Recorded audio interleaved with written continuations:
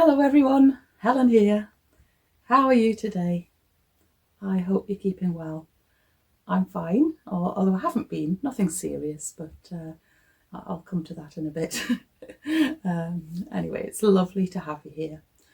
And mostly today I'm going to be talking about a project that I've done using the little sewing book that I showed you a couple of weeks ago that was published in 1915. And I said at the time it would be fun to try one or two of the projects from there. And I decided that's what I would do. So I'm going to show you that today. I've got a little bit of other crafting to show you as well. And I'm going to take you out on a little walk at the end. But first of all, before I go any further, a massive thank you to all of you who left such appreciative comments on last week's video, which was just, it was a no chatty one. The reason I put it out then was because I had a cold, and it came with the most annoying, persistent cough. I couldn't talk for more than a couple of sentences without just coughing and coughing. So anyway, it's nearly gone now, so that's good. But anyway, I'd already started putting together a collection of piano pieces that I've composed this year and putting bits of video with them. Although with the idea that you don't have to sit and watch it, you can just listen. And honestly, it really, really encourages me when I read these lovely comments, because when I'm busy composing things, I'll be part way through something or even finished something, and I don't really think that's very good, and I sort of leave it for a bit and come back to it and tweak it a bit and think, oh well, I suppose it'll do for, it'll do, I'll leave it as it is. And then lots of you then tell me that you really enjoy a particular piece, and so it keeps me going. It helps me to stop doubting myself so much. And in fact, I've tried really hard to do that, and was encouraged to upload some of my piano pieces into an album, which is on a website called Bandcamp. And it's a bit like iTunes, where you can just buy tracks that you like listening to and just listen to them. And thank you to those of you who have bought the album that I made. It's an album called Soft as Feathers. And one or two others of you have told me you've had a little bit of a problem with Bandcamp, in that it's just crashed when you've tried to go onto it. So thankfully I do know it is possible, because some people have managed to buy my piano album. And but somebody did tell me that they were successful only when they got the Bandcamp app on their whatever device they were on. So that might be a way around it if that's what you would like to do. But otherwise, I'll play things for you here on YouTube, which obviously doesn't cost you anything, even if you subscribe. So please do subscribe. And if you haven't, that is, lots of you have. And do make sure, because maybe some people, I realised my mum hadn't realised that when you subscribe, you should make sure the little bell that looks white, you tap on that again to say you want all notifications, and then that becomes black. Excuse me. Oh dear me. My cough has nearly gone, but I talk too much. It's not good. That if you need the little bell to be black, because then you'll get all notifications. So if I decide to put on a community post rather than a video, so I might just put a photo and some words, then you'll be notified of that. And who knows when. I could just put that might be just at random times and not just a Monday when my videos, or a Sunday evening, depending on where you are, when my videos go up. So yeah, so it's worth checking that, and subscribing really doesn't cost anything at all, completely free. Yes, so anyway, so that was my music. And I think the only other thing I wanted to say before I get into the project, honestly, if you've just come here to see this project, look at the timestamps and you'll be able to find where that starts. But yes, it's the 1st of December when this first goes out, and you may remember, or maybe you missed that podcast where I said that I wasn't going to do Vlogmas this year. I decided to be very kind to myself and give myself a bit more time and space during December to spend time with family and not be stressed about trying to do videos for every day. So I hope there's plenty more for you to enjoy. And if you do miss me, then you can always go back to my previous Vlogmases, which I've done it about 3 times before, I think. I can't remember. But there are Vlogmas playlists, and so I'll put the links to them at the end of this video and also in the description box. And then you can see me every day if you want to. And of course, there's loads and loads of other episodes that you can catch up on if you're missing me. And so yeah, so after today, I'm just going to say I'll see you when I see you. I am busy working on the final part of Phil and I's summer camper van trip. So there's that to go up. That might go up in December, or it might wait till January. We'll see what happens. So yeah, so I think that's it for all of my introductory waffle. So now to the 1915 project. And so it was this little book here, the little girl's sewing book, and I showed you all the way through this, all the different projects that there were in here. And lots of you, like me, concluded that they were quite advanced. So maybe little girl doesn't mean very little girls, but perhaps 11 and over it was aimed at. And even so, I think they would need quite a bit of adult help until they'd got a bit more experience. But anyway, I decided that I would really like to make one of the projects from here. Well, I would like to make more than one, but since I last spoke to you, I've made one. And this is the project for a fabric box. And yeah, so I thought you might like to actually sort of hear the words, the way it's described, the way the instructions are written, and then I'll show you the process of making the box. So this is what it says in the book on how to make a ribbons and bows box.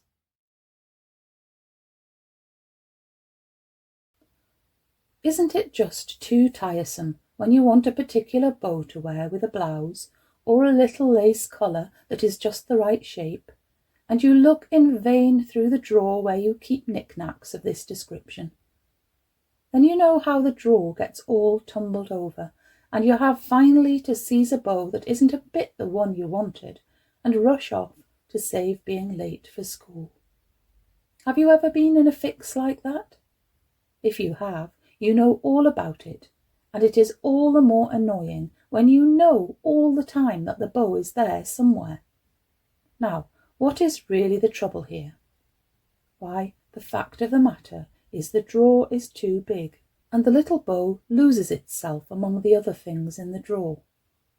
Now, what you want is a little compartment where you can keep your bows or collars, as the case may be, all to themselves. A cardboard box inside the drawer won't last any time. No, the better plan is to make yourself a really pretty box that can stand on your dressing table.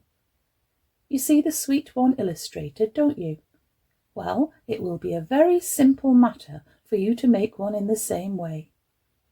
The outside of this one is covered with a pretty flowered cretonne, of which pink and green are the principal colours, and it is lined with biscuit-coloured sateen. But you would, of course, make your box in the colours that will go best with your little bedroom. A flowered material is probably nicest for the outside, though plain material could be used. In any case, a deep cream is the best colour for the inside of the box. To make a box the same size as the one here shown, you will want 4 pieces of thin cardboard 6 inches long by 5½ inches wide for the lid and bottom, 4 pieces 6 inches by 3 inches for the sides, and 4 pieces 5½ inches by 3 inches for the ends. Then you will want 2 pieces of cream sateen 7 inches by 6.5 inches and 2 pieces of flowered cretonne the same size, 2 pieces of cream sateen and 2 pieces of cretonne 7 inches by 4 inches and 2 pieces each of sateen and cretonne 6.5 inches by 4 inches.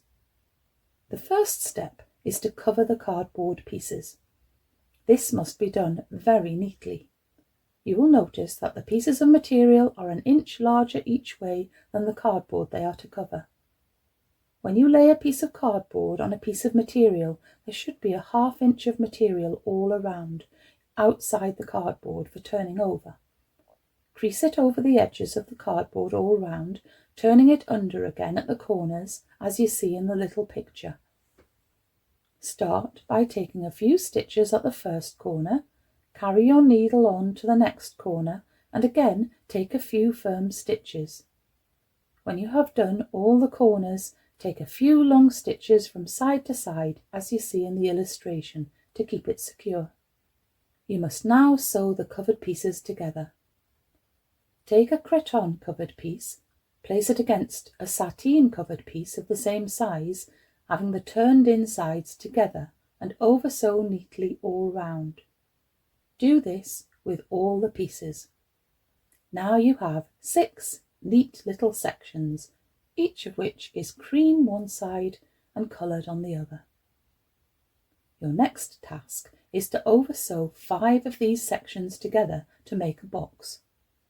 First, sew the 2 side and 2 end pieces together, and then sew the bottom piece to all 4, taking care that all the cream sides are inside and the coloured sides outside. Before you sew the lid on, sew cord round all the edges with neat stitches, as you see in the picture. Green cord was used for this box, but you could use whatever colour goes best with your cretonne.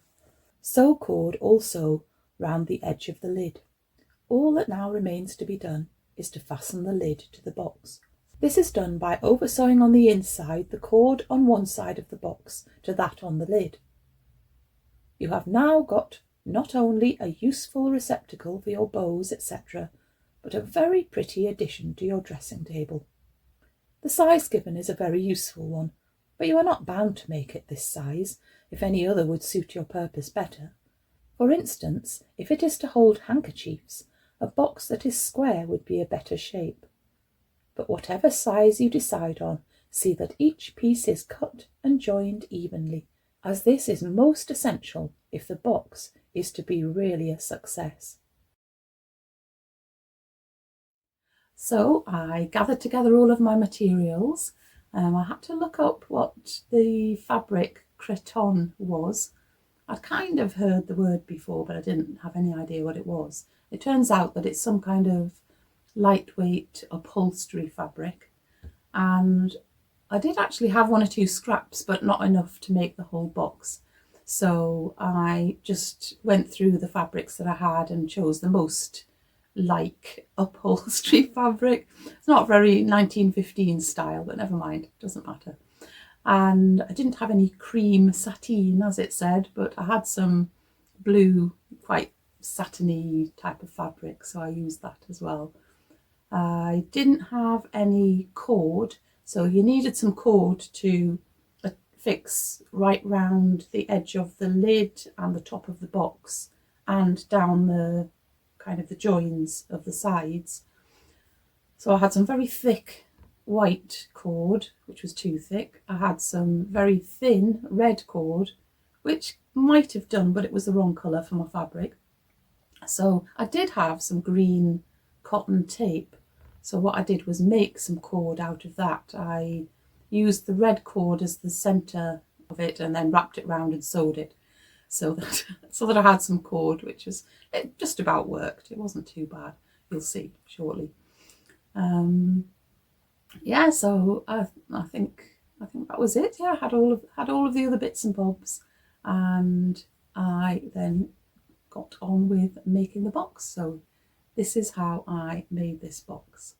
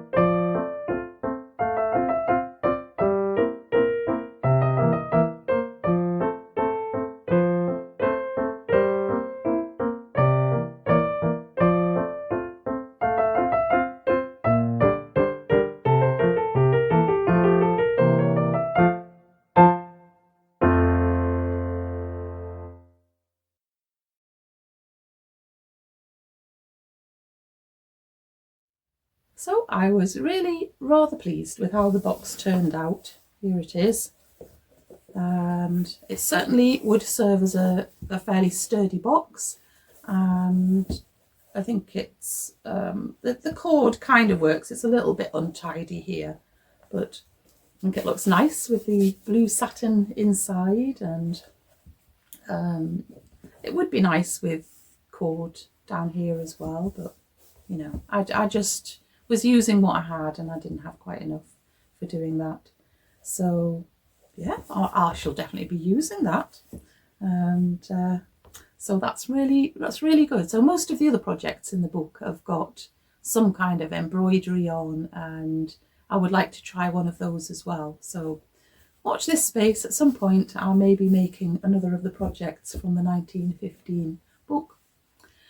So other crafting that I've been doing, well, mostly I have been trying to knit socks in time for giving us gifts towards the end of December. And I think last time I showed you a pair of socks, which was, I don't know, 3 or 4 weeks ago. I said I'd hardly done any sock knitting this year. I just hadn't been in the mood for it. But then I realised that I do have people who really love hand knitted socks, and I decided I was going to make a concerted effort to make sure I had some for Christmas.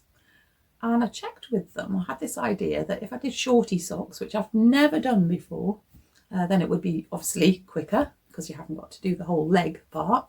And I checked with the potential recipients what they thought about that, and they said, yeah, that would be great. And so I got on, and I have made not 1, not 2, not 3, but 4 pairs of socks. I've quite a pile here. So the first pair that I made is actually meant to be slipper socks. So I used double knitting wool. They look really big. They're for my brother. And I used Drops soft tweed. So they are lovely, and they'll be nice and warm as an extra layer on your feet, you know, when you just relaxing around the house. So that's those. And then I've made 3 other pairs. So this yarn, this is what I made the last pair of socks from, actually, is the West Yorkshire Spinners. It's something like Midnight Sparkle or something, I can't really remember. So that's that one. So I've used the leftovers from that to make that pair. And the next pair I've made here, I used the Yarnsmith's yarn, a sock yarn for the first time, and that is lovely and soft, really, really nice. It's just normal sock yarn. I can't remember the different parts of it, but so those are nice. I'm happy with those. I think it's slightly finer because I used finer than the West Yorkshire Spinners, because I used the same size needles as I did for the other ones, but these are slightly smaller. I did exactly the same number of rounds and everything, but that's fine because I needed a slightly smaller pair, so that's all right. And then finally, some more leftover sock yarn there. I used a different plain mustardy colour for the cuff there, and some leftover from another pair of socks that I did a while ago. So there we go. So I'm really pleased with that. I've got all those gifts sorted out. And then I have been continuing to do my hand sewn quilt. I have very nearly finished all of the squares and nearly ready to move on to the next stage of the project. So yeah, I'll be showing the next time I'm chatting to you about crafting. I will show you hopefully all of the squares. Ooh. So that'll be good, but I'll not show you them today. I've done probably a couple more since I last saw you, but yeah, I'll have them all together, all finished and all ready for fixing together. So I think now I'm just going to take you for a little walk, and I'm going to take you to Durham University's Botanic Garden and show you a little bit of it. It's spread over quite a large area, and obviously I've only made a little video of some parts of it, and it's a lovely place to go, especially if you're if you're not able to walk so easily as Phil's mum. We took Phil's mum and Phil's sister with us. And so it's got lots and lots of nice smooth paths to walk on, a bit hilly in places, but it really is a lovely little botanic garden, and so lots of interesting things. Unfortunately, it was rather a dull day, so the beautiful autumn colours aren't quite as vibrant as they might otherwise be on a sunny day. But anyway, hopefully you'll get the general idea of what a lovely place it is.